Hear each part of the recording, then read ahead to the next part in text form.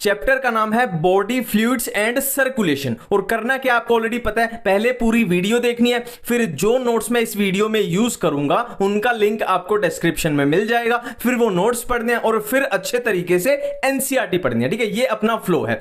तो स्टार्ट करते हैं। देखो बॉडी फ्लूइड्स कौन से ब्लड एंड लिम्फ। और यहां पे अगर ब्लड की बात की जाए तो ब्लड में एक लिक्विड पार्ट होता है और एक सॉलिड पार्ट होता है। ब्लड के लिक्विड पार्ट को क्या बोलते हैं, प्लाज्मा। और प्लाज्मा टोटल ब्लड का कितना परसेंट, 55%। और दूसरा जो 45% पार्ट बचा वो क्या होगा, सॉलिड पार्ट, जिसमें होंगी ब्लड सेल्स। कौन सी RBC red blood cell, WBC white blood cell और प्लेटलेट्स होती हैं। ठीक है, तो अब हम पहले देखते हैं थोड़ा प्लाज्मा के बारे में कि अपनी एनसीईआरटी में क्या क्या दिया हुआ है। देखो प्लाज्मा के बारे में दिया हुआ है कि प्लाज्मा में वाटर कितना होता है, 90 to 92%। और प्रोटीन्स कितने होते हैं प्लाज्मा में, 6 to 7%। और क्या होता है प्लाज्मा में, मिनरल्स होते हैं, क्लोटिंग फैक्टर्स होते हैं। ठीक है, अब यहां पे प्लाज्मा प्रोटीन्स की बात की जाए तो मेनली 3 टाइप के प्रोटीन होते हैं। कौन से, fibrinogen, globulin and albumin. Fibrinogen का फंक्शन क्या होता है, क्लोटिंग में हेल्प करता है, ये एनसीईआरटी में पूरा लिखा हुआ है। और ग्लोबुलिन क्या करता है, इम्यूनिटी में हेल्प करता है। और एल्ब्यूमिन क्या करता है,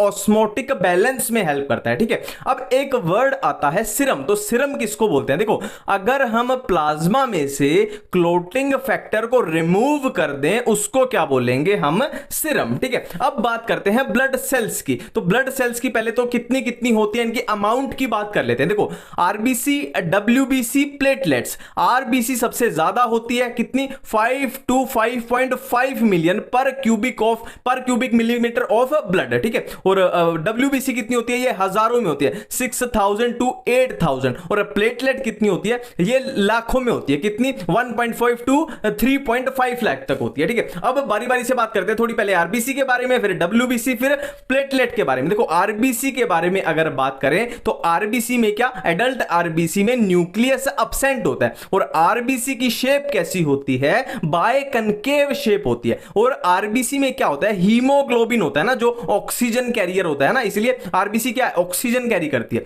और आरबीसी का लाइफ स्पैन कितना होता है, 120 डेज। और आरबीसी का ग्रेवयार्ड क्या है, स्प्लीन। ये सुपर हिट क्वेश्चन है, ग्रेवयार्ड ऑफ आरबीसी क्या है, स्प्लीन। ठीक है, अब आरबीसी के बाद हम बात करते हैं डब्ल्यूबीसी के बारे में। देखो पहला पॉइंट, डब्ल्यूबीसी कलरलेस होती है। दूसरा पॉइंट देखो, आरबीसी में न्यूक्लियस अब्सेंट था पर डब्ल्यूबीसी में न्यूक्लियस प्रेजेंट होता है। नेक्स्ट पॉइंट है, डब्ल्यूबीसी 2 टाइप की होती है। कौन सी, ग्रेन्युलोसाइट एंड ए ग्रेन्युलोसाइट। ठीक है, ग्रेन्युलोसाइट कौन सी होती है, न्यूट्रोफिल, योसिनोफिल एंड बेसोफिल। ठीक है, ए ग्रेन्युलोसाइट कौन सी, मोनोसाइट एंड लिम्फोसाइट। और इनकी अबंडेंसी की बात करें, कौन कितनी ज्यादा होती है, तो इसकी सिंपल सी ट्रिक है, मैंने पहले भी बताई थी, नीलिमा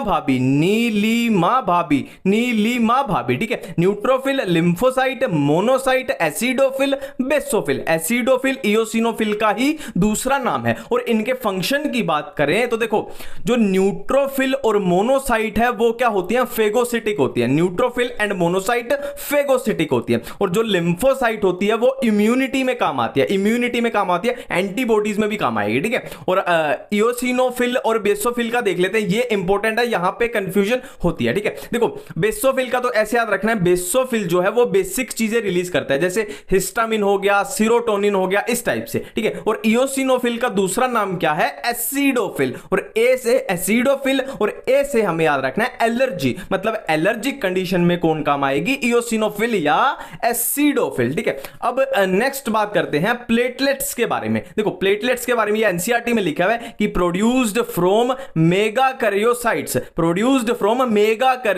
इंपॉर्टेंट है। और इनका कितनी होती है अमाउंट, इसकी बात कर ली थी, 1.5 to 3.5 लाख पर क्यूबिक मिलीमीटर ऑफ ब्लड। और इनका फंक्शन सबको पता है क्या होता है, क्लोटिंग होता है। ठीक है, नेक्स्ट बात करते हैं ब्लड ग्रुपिंग के बारे में। 2 टाइप की है, एबीओ ब्लड ग्रुपिंग और आरएच ब्लड ग्रुपिंग। एबीओ की बात करें तो देखो ब्लड ग्रुप ये है ए बी एबीओ। और एंटीजन, ए ब्लड ग्रुप में एंटीजन कौन सा, ए बी में बी, ए बी में दोनों और ओ में कोई भी नहीं। और एंटीबॉडी ठीक इसके ऑपोजिट हो जाएगी कि ए है तो बी, बी है तो ए बी दोनों है तो कोई भी नहीं, कोई भी नहीं है तो दोनों। ठीक है, और ये डोनर की सिंपल से है, ये तो सभी को पता ही होता है ना। पर इसमें एक सुपर हिट क्वेश्चन वो होता है कि यूनिवर्सल डोनर कौन सा है और यूनिवर्सल रेसिपिएंट कौन सा है? तो यूनिवर्सल डोनर होता है O नेगेटिव और यूनिवर्सल रेसिपिएंट होता है AB पॉजिटिव। ठीक है, क्लियर बात है। नेक्स्ट बात करते हैं RH ग्रुपिंग की। पहले तो इसका नाम कहां से आया? रीसस मंकी से। RH रीसस मंकी से इसका नाम आया। ठीक है, और इसमें एक बहुत इंपॉर्टेंट क्वेश्चन बनता है एरिथ्रोब्लास्टोसिस फेटालिस। इसमें सिंपल से आपको ऐसे याद रखना है कि कोई मदर RH नेगेटिव थी और उसका फर्स्ट चाइल्ड RH पॉजिटिव हुआ, तो RH पॉजिटिव चाइल्ड हुआ तो क्या हुआ? मदर में उसके खिलाफ एंटीबॉडीज बन गई। अब सेकंड चाइल्ड भी जब RH पॉजिटिव होगा तो सेकंड चाइल्ड के ऊपर मदर की वो एंटीबॉडीज क्या करेंगी? अटैक कर देंगी। तो इसलिए दूसरा बच्चा सेकंड चाइल्ड वो है वो मर सकता है। ठीक है, नेक्स्ट है लिम्फ। लिम्फ को क्या बोलते हैं? दूसरा नाम टिश्यू फ्लूइड या इंटरस्टिशियल फ्लूइड। ये कलरलेस होता है और इसमें लिम्फोसाइट होती है, मेनली इसमें लिम्फोसाइट होती है और लिम्फ के फैट की अब्जॉर्प्शन में भी काम आता है। ये डाइजेशन वाले चैप्टर में भी हम करते हैं। ठीक है, नेक्स्ट है ब्लड क्लोटिंग। देखो इसमें सिंपल से ऐसे याद रखना, सारे फैक्टर अपनी एनसीईआरटी में नहीं है तो इतने सारे याद रखने की जरूरत शायद है भी नहीं आपको। ठीक है, देखो प्रोथ्रोम्बिन को थ्रोम्बिन में कौन कन्वर्ट करेगा? थ्रोम्बोकाइनेज। प्रोथ्रोम्बिन को थ्रोम्बिन में कन्वर्ट किया थ्रोम्बोकाइनेज ने। अब ये थ्रोम्बिन क्या करेगा? फिब्रिन को कन्वर्ट कर देगा फिब्रिनोजन में। ठीक है, अब यहां पे एक इंपॉर्टेंट पॉइंट है कि कैल्शियम, ब्लड क्लोटिंग में कैल्शियम का बहुत इंपॉर्टेंट रोल होता है। नेक्स्ट है सर्कुलेटरी पाथवेज। देखो इसमें क्या है? ओपन टाइप और क्लोज्ड टाइप। ओपन किसमें होते हैं? अर्थ्रोपोडा मोलस्का इंड वाले, और क्लोज्ड किसमें? एनालिड्स में, कोर्डेट्स में। जैसे हमारे अंदर भी क्या है? क्लोज्ड सिस्टम है। नेक्स्ट है ह्यूमन हार्ट की जब बात करें तो देखो ह्यूमन हार्ट मीजोडर्मली डिराइव्ड है, पहला पॉइंट। दूसरा point, human heart is protected by pericardium. Pericardium, ठीक है, देखो पेरी मतलब बाहर से और कार्डियम मतलब कार्डियो वर्ड किसके लिए? हार्ट के लिए यूज होता है, तो बाहरी कवरिंग। ठीक है, क्लियर बात है। नेक्स्ट है ह्यूमन हार्ट में क्या होता है? 2 एट्रिया 2 वेंट्रिकल। नेक्स्ट है वेंट्रिकल जो होते हैं वो ज्यादा मस्कुलर होते हैं, more ventricles are more muscular than atria. Clear बात है। नेक्स्ट है देखो ये 2 वॉल्व होती हैं, tricuspid valve and bicuspid valve. Tricuspid कहां होती है? राइट एट्रिया और राइट वेंट्रिकल के बीच में, और बाइकस्पिड कहां पे? लेफ्ट एट्रिया और लेफ्ट वेंट्रिकल के बीच में। अब एक होता है एसए नोड। एसए नोड का बहुत इंपॉर्टेंट क्वेश्चन है कि ये पेस मेकर ऑफ हार्ट किसको बोलते हैं? एसए नोड को। ठीक है, नेक्स्ट है heart sound, lub dub, lub dub. ठीक है, लब किस वजह से होती है? Closure of tri and bicuspid valve, और डब किस वजह से होती है? Closure of semilunar valve. ठीक है, नेक्स्ट है ईसीजी की बात करें तो देखो इसमें क्या है? PQRST। क्लियर बात है। अब देखो P क्या है? डीपोलराइजेशन ऑफ एट्रिया, ये है डीपोलराइजेशन ऑफ एट्रिया, और QRS क्या है? Depolarization of ventricle. देखो मैं तो इसको अगर फिर भी आप भूल जाओ ना, वैसे तो याद रहना चाहिए, ऐसे याद रखना। देखो ये V बन रहा है, V मतलब ये वेंट्रिकल की क्या है? डीपोलराइजेशन, और ये T क्या है? Repolarization of ventricle. देखो एक वर्ड आपने सुना होगा क्या? Heart beat. हार्ट बीट, और हार्ट बीट क्या होता है? दिल का धड़कना। हमें पता है कि नॉर्मल हार्ट बीट कितनी होती है? 72 टाइम्स पर मिनट, मतलब एक मिनट में दिल 72 टाइम्स नॉर्मली धड़कता है। अब एक सिंपल सी इक्वेशन बनेगी यहां पे कि 72 टाइम्स धड़कता है 60 सेकेंड यानी एक मिनट में, तो एक बार कितनी देर में धड़केगा? 60/72, तो ये कितना आ जाएगा? 0.8 सेकेंड, और इसी 0.8 सेकेंड को हम बोलते हैं कार्डियक साइकिल। कार्डियक साइकिल, इतनी बात क्लियर है। अब आगे चलते हैं। अब देखो हमने अभी अभी किया कि कार्डियक साइकिल टोटल कितनी होती है? 0.8 सेकेंड की, तो वो 0.8 सेकेंड कुछ इस तरीके से डिवाइड होते हैं। ठीक है, कंप्लीट डायस्टोल कितना? 0.4 सेकेंड, एट्रियल सिस्टोल कितना? 0.1 सेकेंड, और वेंट्रिकुलर सिस्टोल कितना? 0.3 सेकेंड। देखो सिस्टोल सिंपली होता है कॉन्ट्रैक्शन और डायस्टोल होता है क्या? रिलैक्सेशन। तो अब आपसे कोई भी क्वेश्चन पूछ लिए कि एट्रियल सिस्टोल कितना था टोटल में से? कितना था? 0.1 सेकेंड। तो एट्रियल डायस्टोल कितना हो जाएगा? एट्रियल सिस्टोल अगर 0.1 है तो 0.8 में से 0.1 माइनस कर दो, एट्रियल डायस्टोल 0.7 है ना। और ऐसे ही वेंट्रिकुलर सिस्टोल 0.3, तो वेंट्रिकुलर डायस्टोल कितना हो जाएगा? ये इसमें से माइनस कर दो, कितना हो जाएगा? 0.5 सेकेंड। कंप्लीट डायस्टोल है 0.4 सेकेंड। क्लियर है।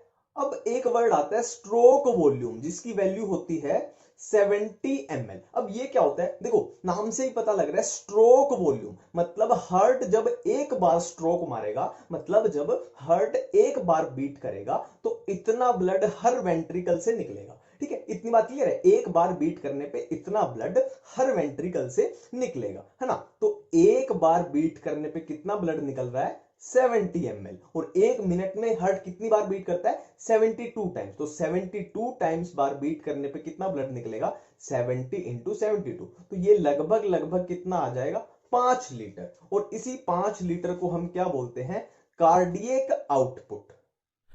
लास्ट है डिसऑर्डर्स। इसमें सबसे पहले हाइपरटेंशन। हाइपरटेंशन तो नाम से ही हमें पता लग रहा है कि मतलब ब्लड प्रेशर का बढ़ जाना। अब नॉर्मल ब्लड प्रेशर कितना होता है, 120/80। इससे ज्यादा बढ़ गया तो क्या हो जाएगी, हाइपरटेंशन। नेक्स्ट है कोरोनरी आर्टरी डिजीज। अब इसमें क्या होता है, जो कोरोनरी आर्टरी होती है उसमें डिपोजिशन हो जाती है किसकी, कैल्शियम हो गया या फैट हो गया, कोलेस्ट्रॉल हो गया, इनकी डिपोजिशन हो जाएगी। तो वो क्या होगा, उसका जो ल्यूमन है वो नैरो हो जाएगा, तो ठीक से ब्लड की सप्लाई नहीं हो पाएगी। नेक्स्ट है एंजाइना। एंजाइना में सबसे इंपॉर्टेंट पॉइंट है चेस्ट पेन होता है, चेस्ट पेन। और क्यों होता है, क्योंकि हार्ट की मसल को ऑक्सीजन जो है वो सही से नहीं पहुंच पा रही। ठीक है, नेक्स्ट है हार्ट फेलियर। एनसीईआरटी में इसी टाइप से लिखा हुआ है, नो पंपिंग ऑफ ब्लड। ये है heart failure, no pumping of blood. ठीक है, थैंक यू।